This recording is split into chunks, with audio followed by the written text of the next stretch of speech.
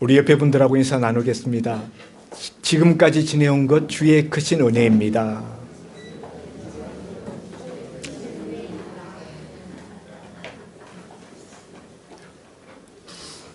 오늘은 우리 교회 설립 23주년 되는 것을 기념하는 23주년 교회 설립 23주년 기념 예배와 아울러 함께 추수감사 주일 예배로 하나님 앞에 예배 드리는 주일입니다. 먼저 교회 설립되던 그때가 엊그저께 같은데 벌써 23년이 되었다는 사실을 생각하면서 그간을 함께해 주시고 지켜주시고 인도해 주신 우리 하나님의 은혜에 대해서 감사를 드립니다. 두 번째는 오늘날까지 함께해 주셨던 여러 성도님들 여러분들께 또한 감사를 드립니다. 추수감사절 설교는 당연히 감사에 대한 설교를 할 것이라고 아마 여러분이 생각하셨을 것입니다만 오늘 저는 감사에 대한 설교가 아닌 다른 설교를 하려고 합니다. 하박국 선지자가 하박국서 3장 18절에 고백하기를 외부적인 조건적인 환경적인 면에서 아무것도 감사할 만한 것이 없었지만 그럼에도 불구하고 감사할 수 있었던 것은 바로 자신을 구원하신 하나님의 그 구원의 은혜 때문에 감사한다고 찬양했습니다. 하박국이 살던 그 시대는 남유다 나라가 멸망하기 바로 일보 직전이었던 바벨론의 침입을 받고 백성들이 포로로 잡혀가고 약탈당하고 이제 풍전등화 같은 나라의 국군이 조만간에 이제 꺼질 바로 그것을 눈앞에 바라보면서 정말 비통하고 처참한 그런 삶을 살아갔지만 그런 가운데서도 하나님을 찬양할 수 있었던 것은 감사할 수 있었던 것은 자신들에게 베풀어 주신 하나님의 구원의 은혜를 생각할 때 비로소 감사할 수가 있었다는 것입니다.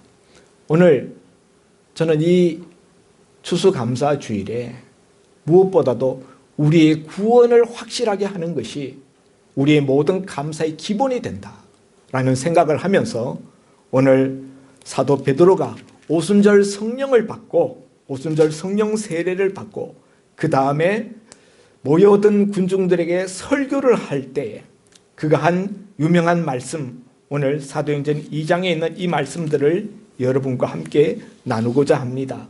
특별히 38절 말씀을 중심으로 오늘 말씀을 대언하고자 합니다.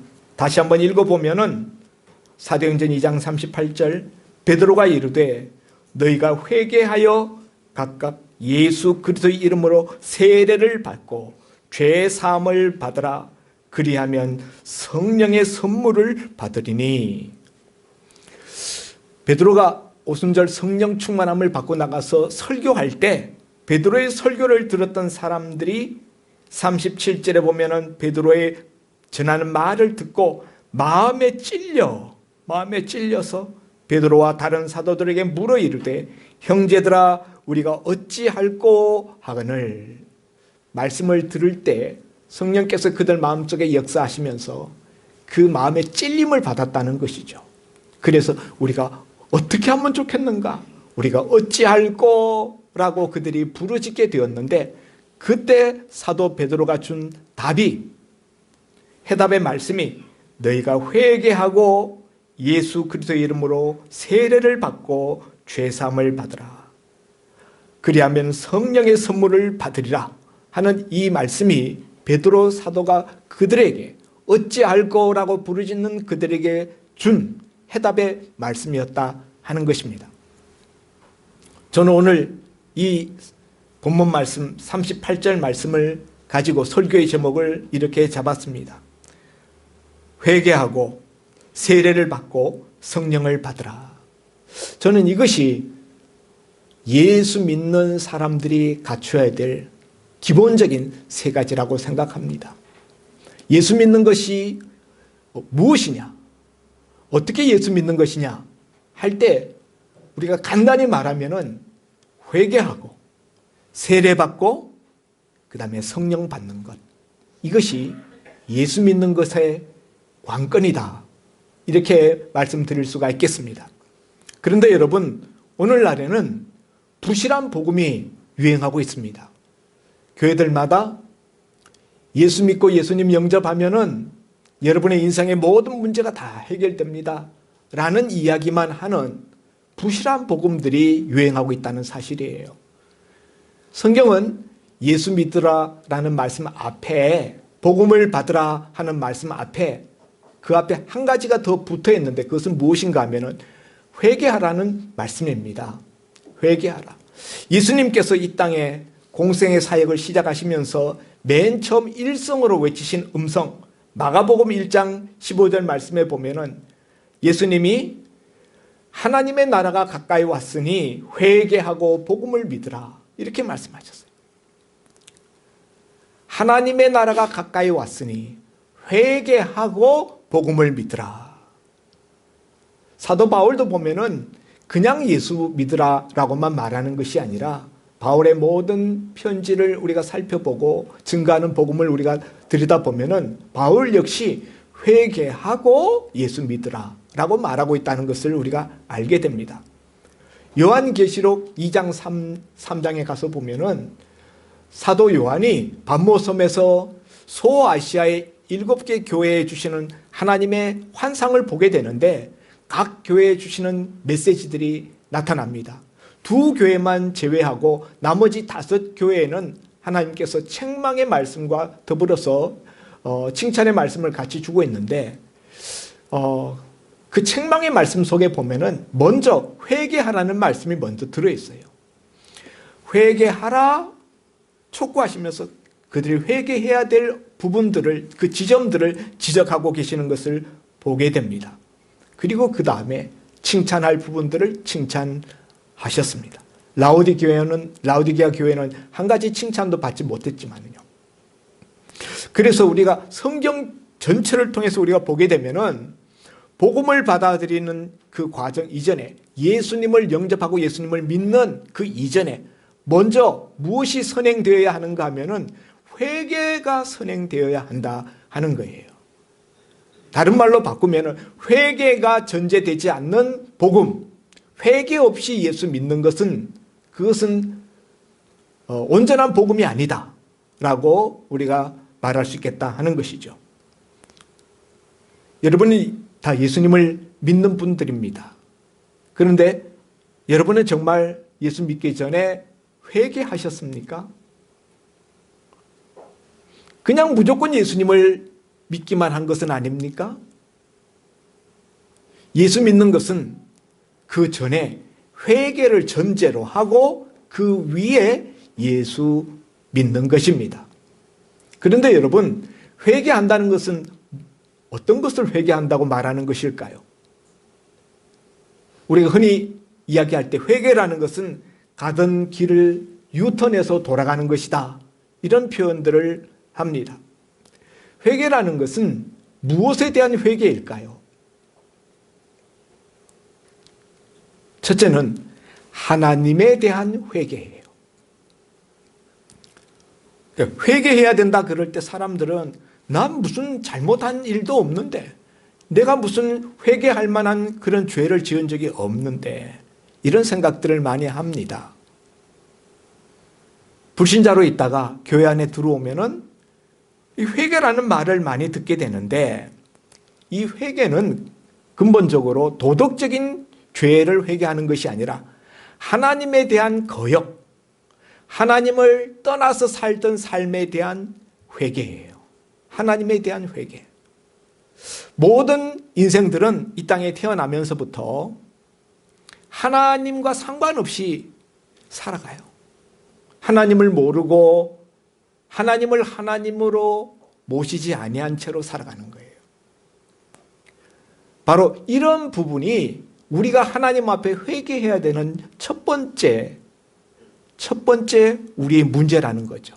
우리의 가장 큰 죄, 그것은 우리가 무슨 남의 것을 도둑질하거나 훔치거나 무슨 거짓말하거나 이런 것 이전에 우리가 근본적으로 하나님을 하나님으로 인정하지 않고 하나님과 무관한, 하나님을 떠난 삶을 살았다는 것, 이것 자체가 우리가 회개해야 될 죄의 첫 번째라는 것입니다.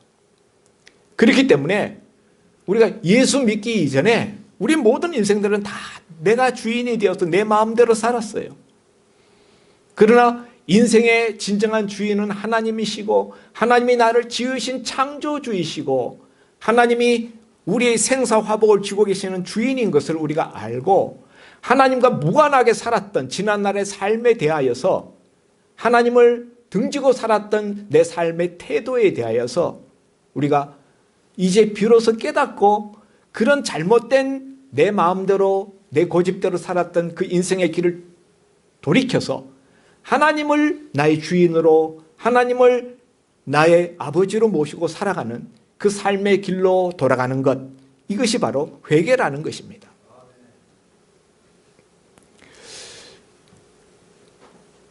그런데 오늘날 우리는 예수 믿으면서 이런 그 회개를 우리가 철저히 거치지 아니한 상태로 우리가 너무 손쉽게 너무 엉터리로 예수님을 받아들이는 이런 경향이 우리에게 없지 않아 있다 하는 것이죠.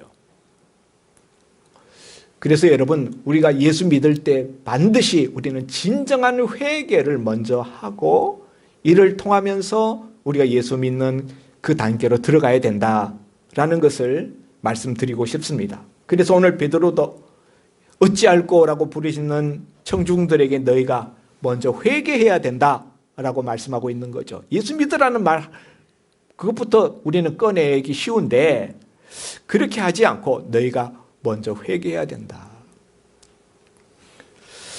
근데 여러분, 이 회개라는 것이 내가 하고 싶다고 해서 이것이 자동적으로 되어지는 것이 아니라는 거예요. 이게 문제예요. 회개하고 싶은데 회개가 안 돼요. 첫째, 내가 뭘 그렇게 잘못했는데 자기가 하나님 앞에 죄인이라는 게 잘 실감이 나지 않아요. 세상적으로 나는 도덕적으로 깨끗하게 살았는데 이런 의식이 내 마음속에 많아가지고 성경이 하나님이 우리에게 요구하는 그 회개라는 것은 그런 도덕적인 회개가 아니라 이건 영적이고 신앙적인 그런 회개라는 것을 머릿속으로는 이해가 되는데 이 마음으로 그게 잘 실감이 나지 않는 거예요. 하나님을 떠나서 하나님과 무관하게 살았던 지난날의 내 삶의 모든 발자국들이 그 삶의 여정들이 다 하나님 앞에는 죄라는 것을 들어도 잘 실감이 안 가. 그런데 여러분, 이런 것이 우리 마음속에 깊이 깨달아지고 실감이 되려면은 어떻게 해야 될까요?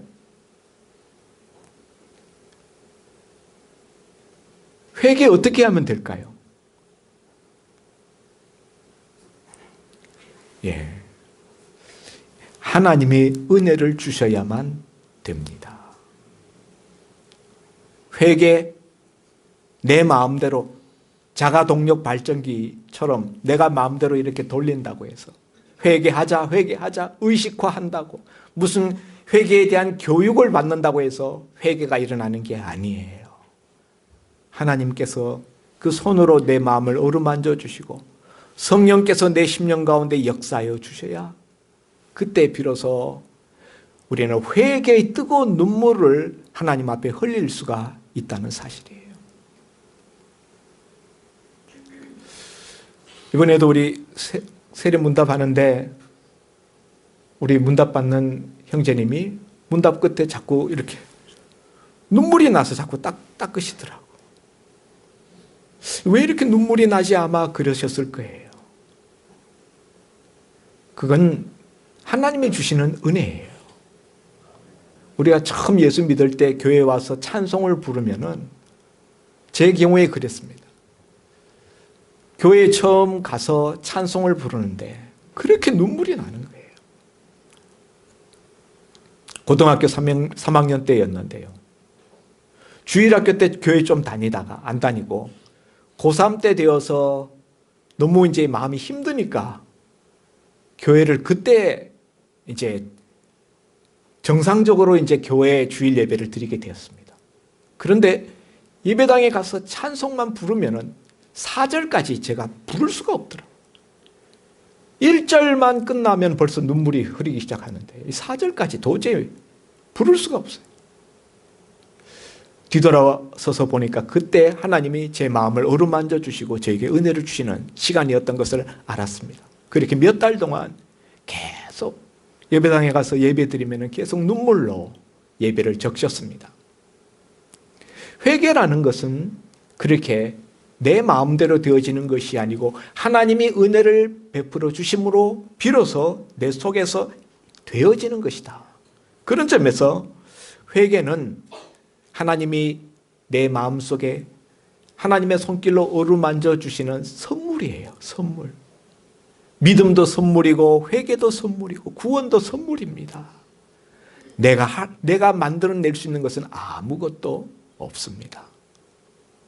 여러분 가운데 정말 하나님 앞에 회개의 눈물을, 뜨거운 회개의 눈물을 흘려본 적이 없는 분들은 하나님 앞에 기도하시기를 바랍니다. 하나님 아버지, 나는 오늘날까지 예수 믿는다고 했는데 한 번도 내 죄 때문에, 내 죄가 너무너무 하나님께 상처를 드리고 하나님께 아픔이 되었다는 것, 내 마음에도 지금 그것은 아픔이지만 그것이 하나님께 얼마나 아픔이 되었을까? 그 내 죄 때문에 예수님이 십자가에 달려 돌아가셨다는 그 사실 앞에 눈물을 흘린 적이 없다면은 여러분 하나님 앞에 기도하시기를 바랍니다. 여러분이 엉터리로 예수 믿고 있는 것일 수 있어요. 그래서 죄 사함의 기쁨을 여러분이 누릴 수 있기를 바랍니다.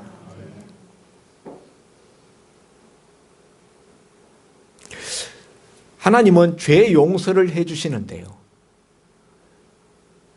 어떤 사람에게만 죄 용서를 해주시는가 하면은 자기 죄를 용서해 달라고 하나님 앞에 회개하는 자들만 용서해 주십니다.